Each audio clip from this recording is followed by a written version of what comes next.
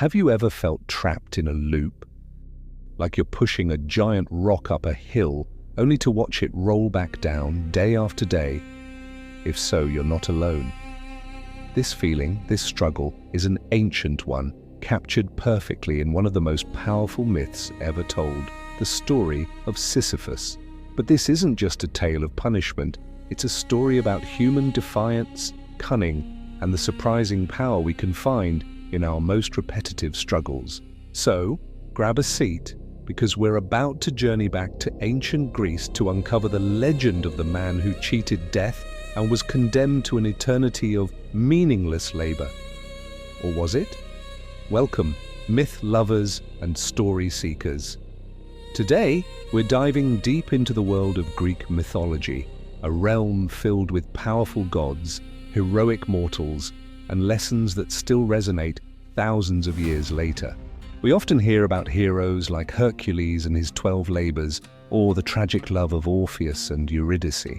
But there's another figure, a king so clever he managed to outwit the gods themselves, a man whose name has become synonymous with endless, futile effort.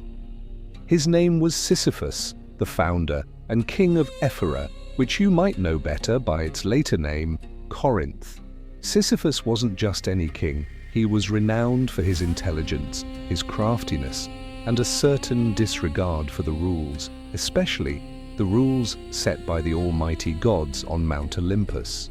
This combination of brilliance and audacity would set him on a collision course with fate, leading to a punishment so unique, so profound, that philosophers and artists have been obsessed with it ever since. This is the story of Sisyphus and the Eternal Stone. Our tale begins, as many Greek myths do, with the meddling of Zeus, king of the gods. Zeus, known for his many affairs, had his eye on Aegina, the beautiful daughter of the river god Asopus.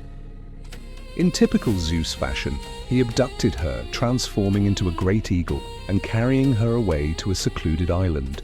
Asopus was distraught, searching everywhere for his beloved daughter. He eventually arrived in Corinth, where King Sisyphus happened to witness the entire abduction. Here, Sisyphus saw an opportunity.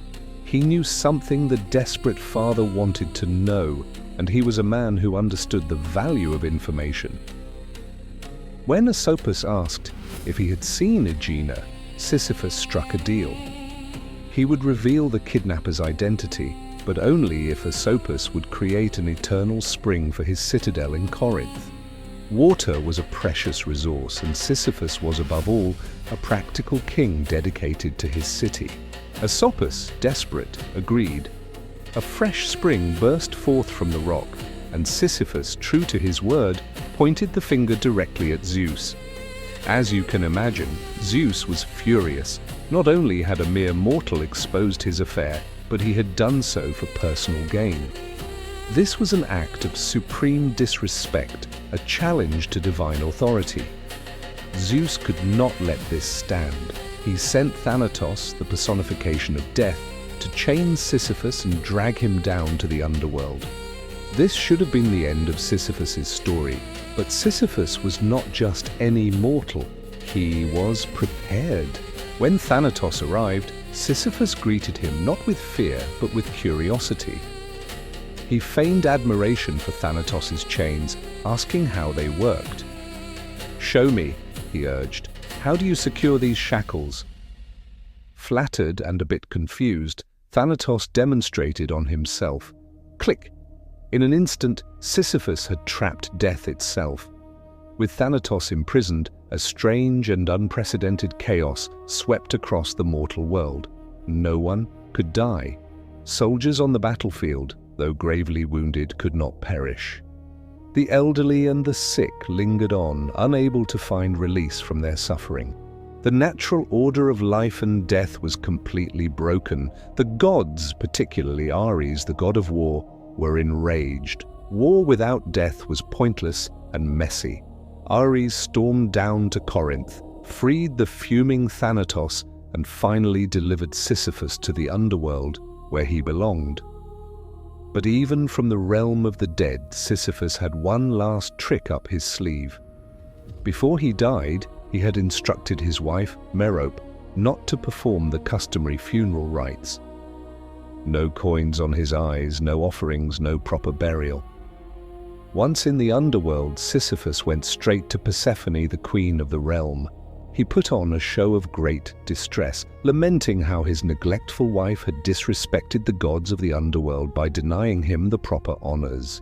He pleaded with Persephone, "Please, my queen, let me return to the surface for just 3 days. I will punish my impious wife and ensure the proper rituals are performed. I will set things right and then return." Persephone, moved by his apparent piety and respect for tradition, agreed. Sisyphus was granted a temporary leave. And what did he do? He ran back to his palace, embraced his wife, and laughed at the gullibility of the gods. He had done it again. He had cheated death twice.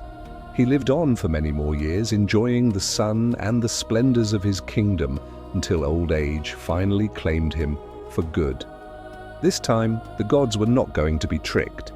When Sisyphus arrived in the underworld for the final time, they had devised a special punishment, one tailored to his specific brand of defiance. It was a punishment designed not just to torment his body, but to crush his spirit. He was taken to a specific slope in the depths of Tartarus and presented with a massive boulder. His task was simple. He had to push this immense stone up a steep hill. He would strain with every muscle, his body screaming in protest, sweat pouring from his brow. Inch by inch, he would force the boulder upwards, nearing the summit. But just as he was about to reach the top, the peak of his effort, the stone's own weight would become too much. It would slip from his grasp and come crashing and thundering all the way back down to the bottom. And Sisyphus would have to walk back down, watch the stone settle in the dust, and begin his labor all over again, forever. This image of Sisyphus and his eternal task is one of the most enduring in all of mythology. For centuries, it was seen as the ultimate symbol of a meaningless, absurd existence, a pointless struggle with no hope of success, a perfect metaphor for divine retribution against human hubris. And for a long time, that's where the analysis stopped. It was a cautionary tale. Don't defy the gods, or you'll end up in your own personal, unending nightmare. But in the 20th century, a philosopher named Albert Camus looked at this myth and saw something entirely different. In his famous essay, The Myth of Sisyphus, Camus turned the entire story on its head.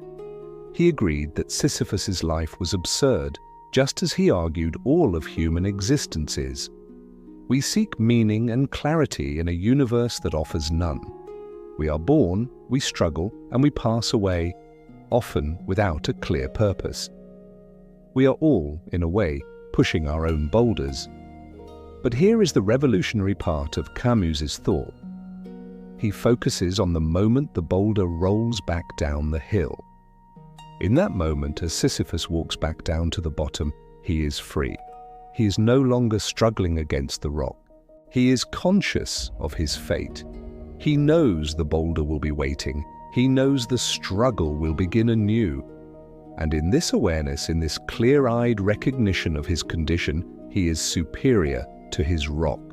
He is the master of his days.